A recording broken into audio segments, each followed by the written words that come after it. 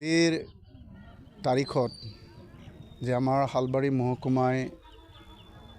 জালা খণ্ড প্ৰাথমিক শিক্ষক সন্মিলনীৰ দ্বাৰা আয়োজিত এই শিলবাৰী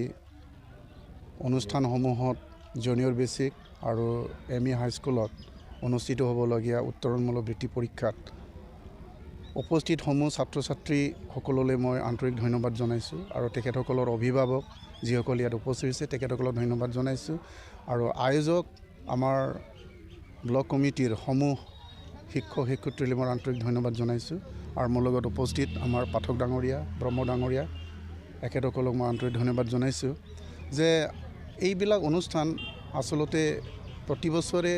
হৈ থাকিব লাগে কাৰণ ছাত্ৰ ছাত্ৰীসকলক বিভিন্ন ধৰণৰ আগুৱাই নিয়াৰ দিশত ইয়া এটা অংশ সেই হিচাপে আমি ছাত্ৰ ছাত্ৰীসকলক বিশেষ অনুষ্ঠান বৃত্তি হওক বা যিকোনো প্ৰতিযোগিতামূলকেই হওক খেল ধেমালিয়ে হওক ৰচনা লিখনেই হওক ছবি অঁকা লিখনিয়ে হওক এইবিলাক আমি যদি ব্লক লেভেল জিলা লেভেল বা ৰাজ্যিক লেভেল বা ৰাষ্ট্ৰীয় লেভেললৈ আগুৱাই নিব পাৰোঁ তেতিয়াহ'লে আমাৰ ছাত্ৰ ছাত্ৰীসকল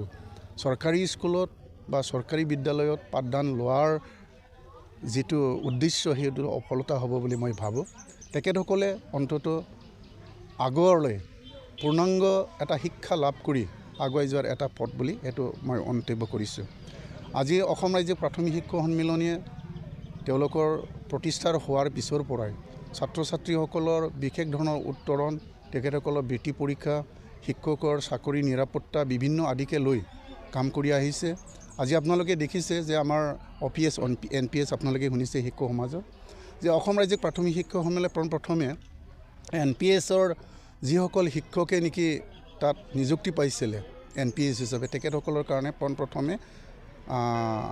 চৰকাৰৰ দৃষ্টিগোচৰ কৰিছিলোঁ আৰু এইটো আমাৰ জিলা পৰ্যায় ৰাজ্যিক পৰ্যায় ৰাষ্ট্ৰীয় পৰ্যায়লৈ নিয়া হৈছিলে আৰু তাত আমাৰ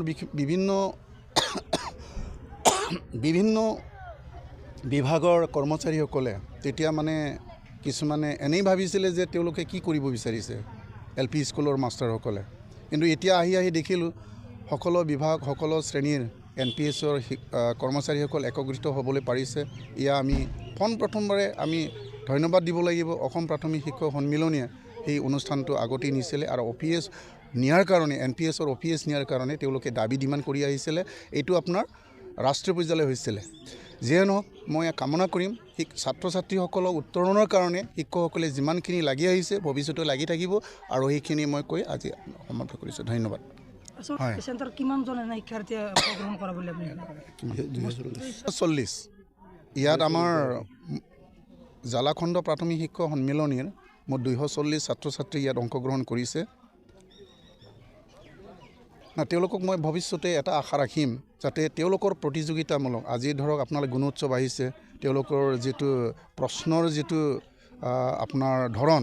সেইবিলাক তেওঁলোকে এতিয়া কম্পাইল কৰিবলৈ পাৰিব নিজৰ এটা অভিজ্ঞতা আহিব কাৰণ তেওঁলোকে এটা নিজৰ যিটো অভিজ্ঞতা প্ৰাথমিক বিদ্যালয়ত তেওঁলোকে যি পাই অহা সেইটো এতিয়া আজি ৰাজ্যিক লেভেলৰ যিটো প্ৰশ্ন কৰিছে বা আপোনাৰ ধৰক এই গুণোৎসৱৰ যেনেকুৱা প্ৰশ্ন হৈছে তেখেতসকলে সমানুপাতিক তেওঁলোকে উত্তৰ কৰাৰ কাৰণে তেওঁলোকে সুবিধা পাব আৰু এই সুবিধা পোৱাৰ লগে লগে আমাৰ ছাত্ৰ ছাত্ৰীসকলৰ ভৱিষ্যত উন্নত বা তেওঁলোকৰ আগলৈ যোৱাৰ এটা ৰাস্তা বা তেওঁলোকৰ এই পদক্ষেপ তেওঁলোকে নিজে ল'ব পাৰিব আৰু শিক্ষকসকলে তেওঁলোকক পৰামৰ্শ দিয়াৰ কাৰণে